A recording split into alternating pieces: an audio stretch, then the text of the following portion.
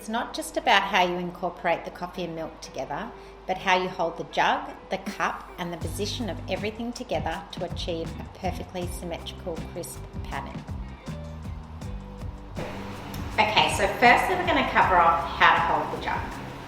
Firstly, you want to make sure your knuckles aren't touching, as it can get quite hot. Next, you want to make sure you are holding it in your dominant hand, in my case, the left hand. You want to make sure you can control the movement of the jug, but it's not too stiff. I put 4 fingers through and use my thumb to kind of keep the jug in place. You could also use 3 fingers and use your thumb and a finger to do this too.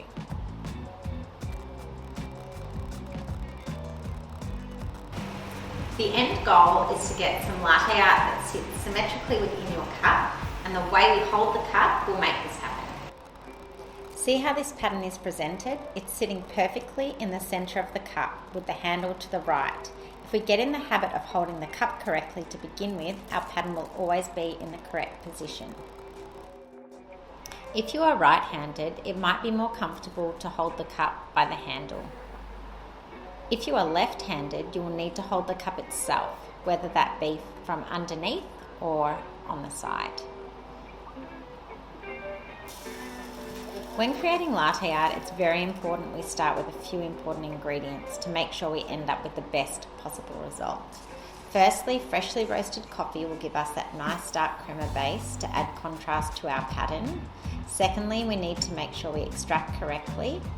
And finally, some perfectly textured milk.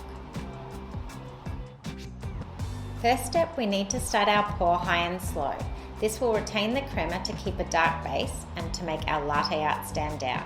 Going around in little circles will stop any large white patches appearing. If we stay in one place or start our pour too low, you can risk making a white dot. If this happens, pour on top of the white dot from up a little higher and it should disappear. Around 2/3 of the way up, we want to completely stop pouring and drop the tip of the jug right down to the surface of the milk.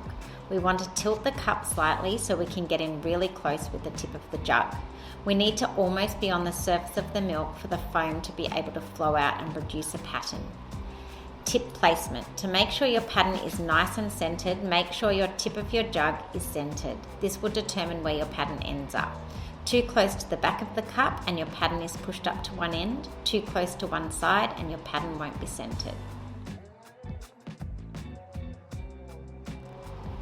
When you drop down, it's crucial to increase the flow of the milk, which will allow the foam to flow out and add the bright white contrast to the dark crema base.